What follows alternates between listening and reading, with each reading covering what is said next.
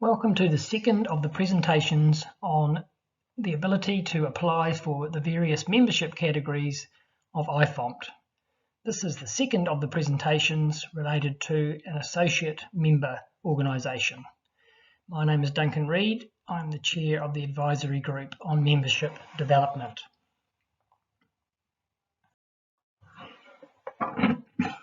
A registered interest group can apply for associate membership organisation status once its curriculum has been in a significant stage of development and is getting closer to submission to the Standards Committee for approval.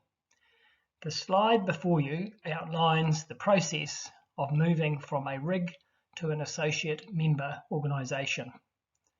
So the top left-hand box indicates that the RIG has developed a program and curriculum in line with the standards document. It has been working with the advisory group on membership member to see that the curriculum is in line with the standards document. If there is more than one educational program in the country, then an umbrella group has been formed, and the umbrella group then becomes the associate member organisation. I will give more detail on this as we go through the slides.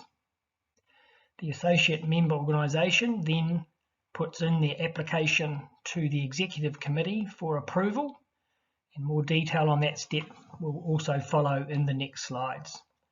The Executive Committee considers the application and then, with the right things being in place, approves the AMO group. The AMO is then notified, and there is an invoice for a fee paid annually to IFOMPT for the new membership category. The AMO then continues to meet with the advisory group to finalise the last stages of the curriculum to be submitted to IFOMPT.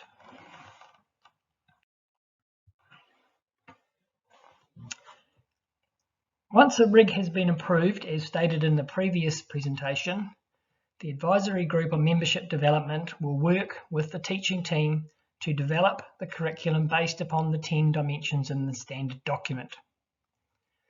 If there is more than one RIG approved in the country, then the advisory group will work with all of these RIGs to assist in this development. It is common that at this stage, the teaching of the program is often underway in the country, as well as the ongoing development of the curriculum. Sometimes the teachers will come from an approved IFOMPT program from other countries to assist in the teaching of this program and to develop the teaching and clinical resources required to meet the standards document. Sometimes, however, teachers just start from the local group and build up the current knowledge they have. But as stated in the previous presentation, they must continually reflect to the standards document to ensure the curriculum is being developed appropriately. Consistent with presentation 1, this slide gives you similar information about the formation of an umbrella group. It is very common that there is often more than one group in a country that will want to run an OMPT program. These programs do not need to be the same in terms of structure and philosophy, but they must all in the end meet the IFOMPT standards. Just to remind you that membership of IFOMPT is by country and not by individual program or people. If there is more than one RIG in a country, there must be the formation of an umbrella group.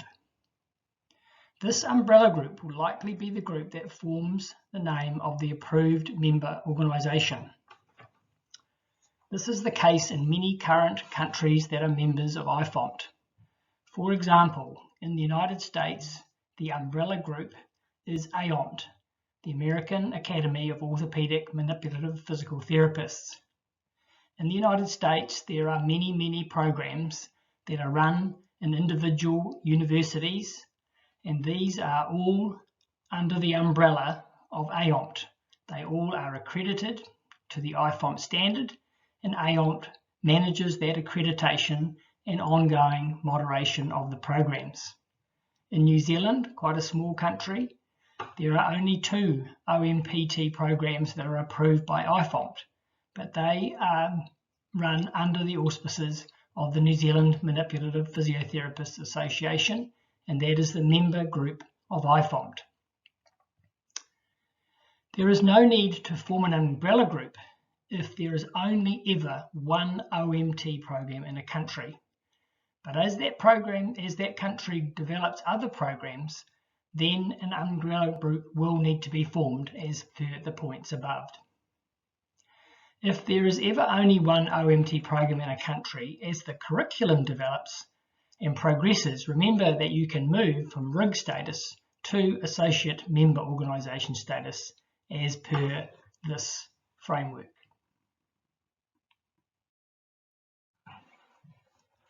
So the process of moving to the AMO is listed on the slide before you.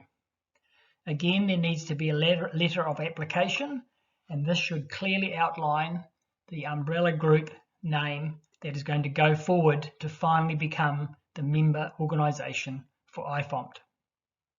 There needs to be a constitution and a code of conduct, a list of office bearers, and a number and composition of the members. They need to declare that they will adhere to the IFOMPT Constitution and Code of Conduct. At this point in time, there also needs to be a confirmation letter from the parent body that this AMO is in fact the manual therapy organisation that is going to represent that country as it goes forward to membership of IFOMPT. Remember again that the IFOMPT membership is only by country, not by individual program. So the AMO is a critical step in moving towards this final status of acceptance. There also needs to be some confirmation that the curriculum is well developed, and finally that the umbrella arrangements have been confirmed and all of these things are in place going forward before the final submission of the curriculum and the movement towards full membership status.